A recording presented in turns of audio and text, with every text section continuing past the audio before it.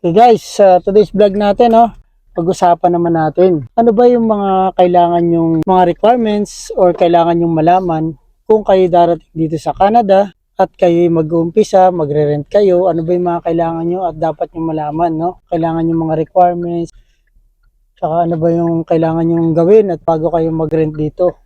Okay guys, tignan natin yung loob ng apartment namin kung ano yung mga included dun sa nag-rent kami dyan.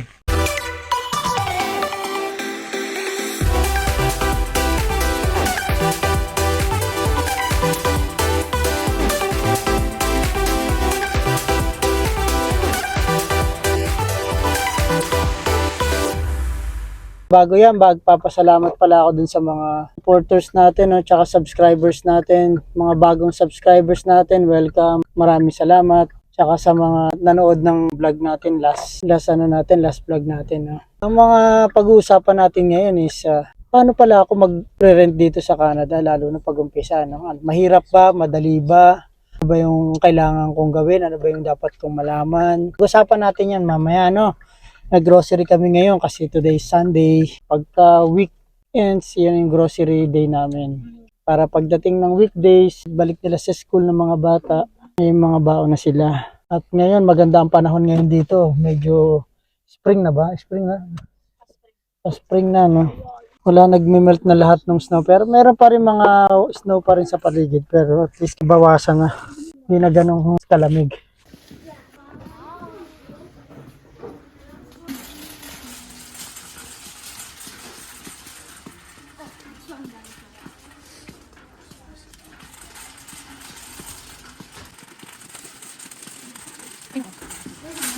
Oo.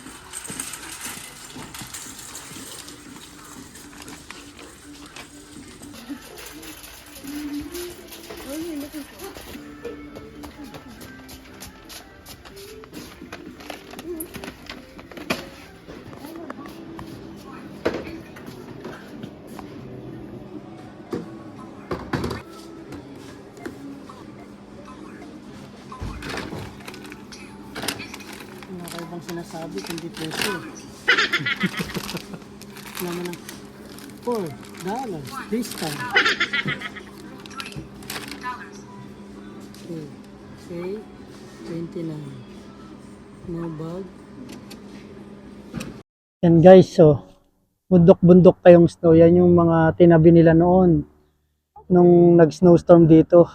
Ginigilid nila yan. Nandito tayo sa parking lot ng shopping store, Nandito tayo sa parking lot. Bali, may pinupush nila yung snow na yan sa side para at least ma-parkingan naman ng mga customers yung parking lot nila. And guys, nandito kami, medyo maganda talaga yung panahon.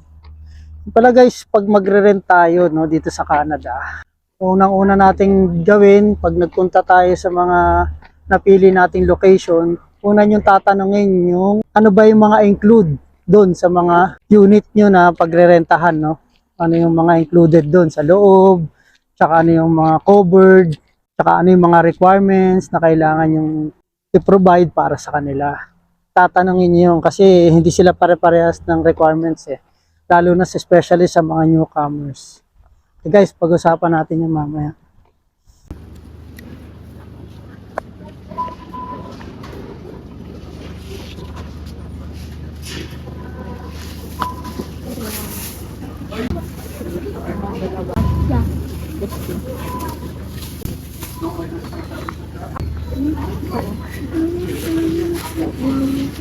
Okay na. Red snacks.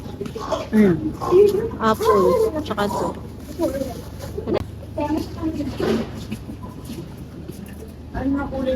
Yellow. Nalagyan mo na ng baby. Hindi, sisave ko dito naman At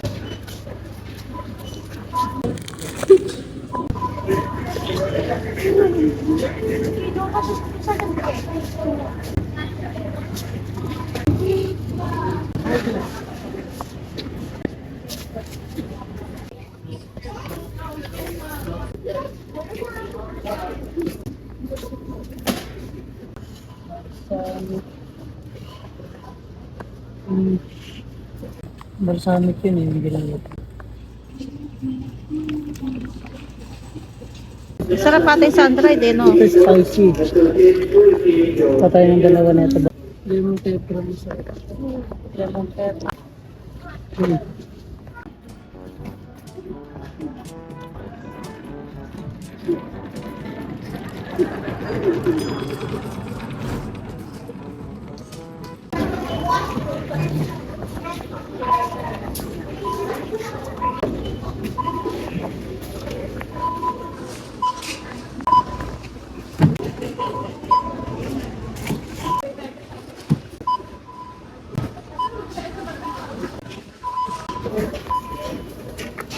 Yung sapatos?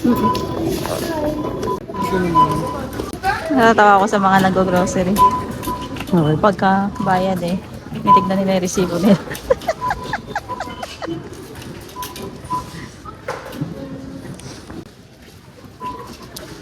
Sarap pagbalik ko na kaya madali na.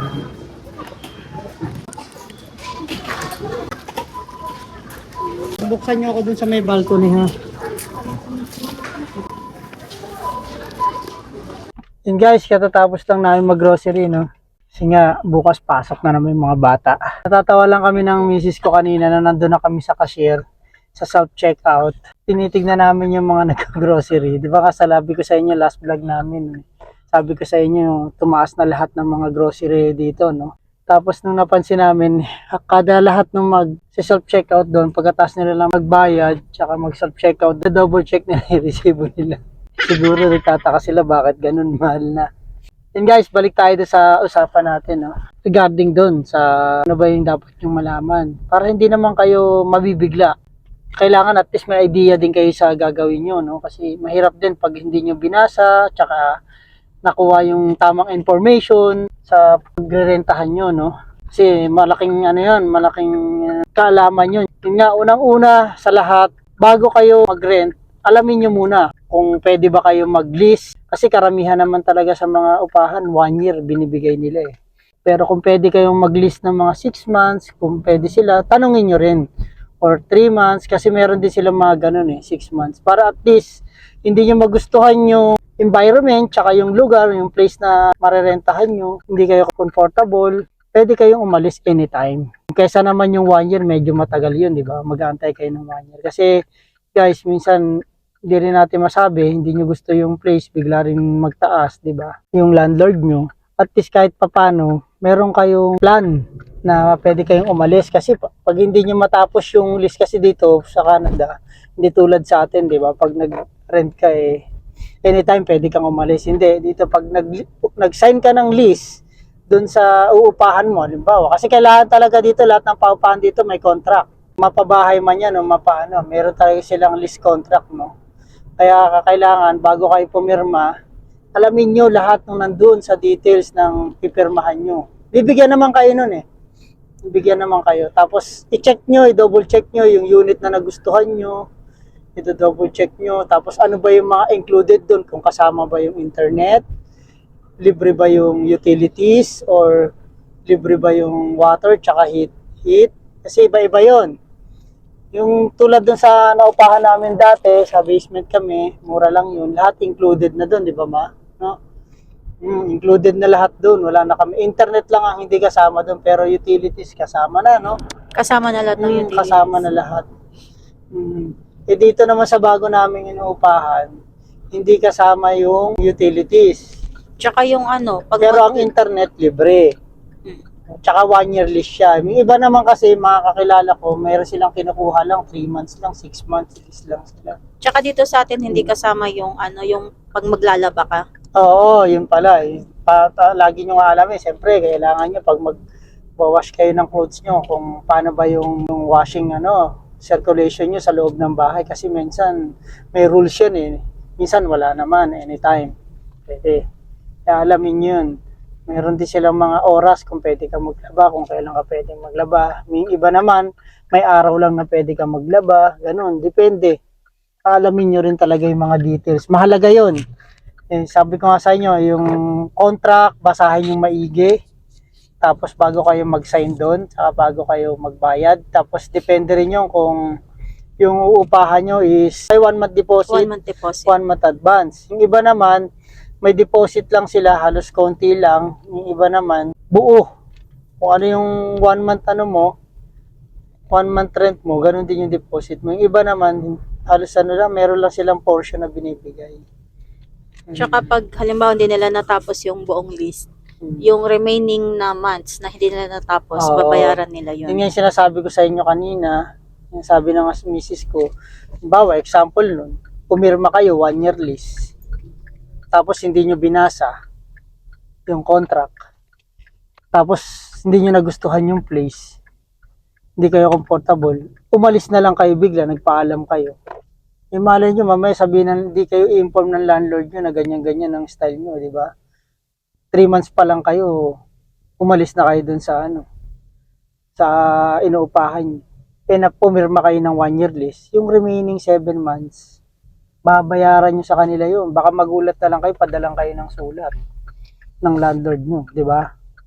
Tsaka kailangan din, pagka nagba-background check din sila, no? Tsaka kung aramin nyo rin kung ano yung mga makamamay, bigyan kayo ng discount yung newcomers dito. Kasi alam ko dito dati pagka yung low income, no? Hindi, Low tsaka income kapag family. newcomers ka, tapos wala ka pang, halimbawa, wala ka pang source of income, Hmm. meron mga non-profit organization na mag-a-assist sa inyo para makahanap kayo nung pwede nyong tirhan na mas mababa kaysa dun sa mga regular na rent, na rate. Oo, kasi nga doon ka nga pala nagtrabaho dati, Oo. no? Yung iba yung mga, ano bang tawag, yung mga refugees, minsan 1 to 2 months wala silang bayad eh. Oo. May ganun. Galing ano? Basta naka-registered sila sa program na yun. Oo, kasi misis ko nagtrabaho sa ganong organization dati, non-profit organization. Sila yung mga nag-a-assist dito ng mga newcomers. Minsan nga binibigyan pa nila ng libreng grocery. Oo. Tsaka mga foods, dinadala nila ng food sa mga apartment. Hanggang mga sila masettle sila. Hanggang sa masettle sila, survive sila. Ganun yan guys, para at least may idea rin kayo. Okay guys, mamaya tayo, no? Tignan natin yung loob ng apartment namin, kung ano yung mga included dun sa nag-rent kami dyan. Okay guys, see you. Ano bang kasama dun sa ibibigay sa inyong susi? Ang unang bigay sa inyong susi is yung locker room. Yung locker nyo, yung mailbox. Tapos, yung front door. Tsaka main door nyo, yung unit nyo, no? Unit door nyo. Tsaka pag magre-rent nga pala kayo, lagi nyo tatanungin yung parking spot, no? Halimbawa, kung may visitors kayo, may bisita kayo, saan sila pwede mag-park? Tapos, saan din yung pwede kayo mag-park kung may sasakyan kayo? Tapos, kailangan malaman nyo kung ano yung malalapit na kung saan yung bus stop. Yung mga, yun nga, sabi ko kanina, ano ba included dun? Pasahin nyo maigi yung list of contract nyo para at least malaman nyo kung ano yung ma-included dun sa babayaran nyo na rin. Tsaka kung may mga sira ba, yun, especially mga contact number, paano kayo bawa? Kasi pag mga apartment ang uupahan nyo, tsaka bahay, magre-rent kayo, pag may nasira dyan, sila nag-aayos niyan. Sila rin magpo-provide ng materials niyan. Pero kadalasan yung iba, yung pag nasira ng mga ilaw, hindi na nila sagot yan. Pero pagka pag masira yung mga appliances, papalitan nila yan. Kaya aayusin nila. Saka alamin nyo din kung saan kayo magre-report, nasira yung laundry nyo. Tsaka update nyo pala yung mga mga documents nyo. Para at least pag nag-process kayo ng mga documents nyo, dito, makukuha nyo yung mga supporting documents nyo, mamimili sa inyo ng maayos. Yan ito guys, ganito yung itsura dito. No? Yan, ganyan ang itsura ng apartment. Depende yan sa sa uupahan nyo kung ilang yan. Pero isang door lang yan ha, depende yan. Mamili kayo kung sa ground floor, kadalasan pag mga bata, nilalagay sa pinaka ground floor sa main floor, no? Kasi nga para pag nagtatatakbo yung maliliit na bata, hindi maingayan yung nasa baba. Yan, tayo second floor, no? Dito kasi yung laundry area eh.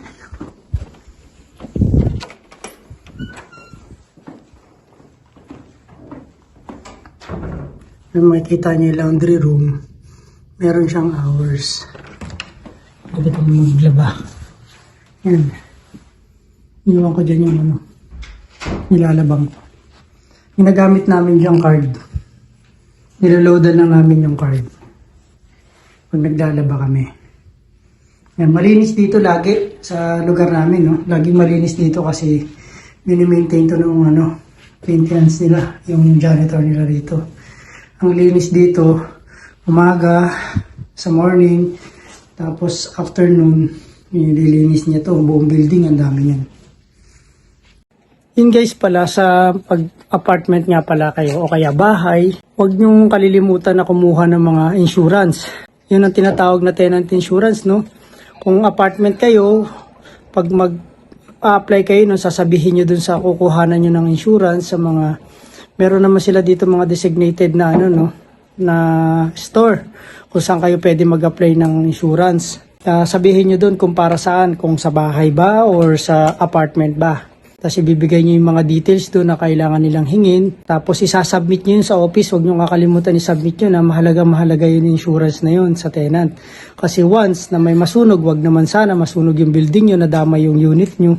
At least, hindi kayo mag-shoulder ng mga nasira doon sa loob, no? Tsaka yung mga gamit nyo na nasunog doon, mababayaran yun. Kasi yung iba rito, hindi kumukuha nun. Nasunog yung mga gamit nila sa loob ng apartment. Wala silang naisalba, wala silang nakuha kahit isa. Maganda na rin yung yung ready ka, di ba? Kaya nga sabi ko sa inyo dun sa mga natin, vlog natin, no? Mas mahalaga pa rin talaga may insurance ka, no? Kaya mo explain natin yung insurance na yan, uupuan natin yan. Lapit na. Pagka magre-rent kayo, yan, ito yung sala. Mapapansin nyo, ang sala dito sa Canada, madilim. Laging madilim yan. Wala talaga silang ilaw, di tulad sa atin. Tingnan, pansin nyo, walang ilaw yung kisame. Ganyan ang itsura ng nila rito sala. Yan, TV na, no? Yan. Tsaka bibigyan kayo ng susi niyan. Bibigyan kayo ng susi. Sila na magbibigay ng susi once nalilipat na kayo. Hey, bye-bye na, Jay. Say bye. Mama. Bye. Kuya. Bye. Bye. Yan guys. Sana may nakuha kayong magandang info, no? Kung may mga question lang kayo, comment below lang kayo. At saka maraming salamat ulit. Don't forget to share, like, and subscribe our channel. At maraming salamat. Bye-bye.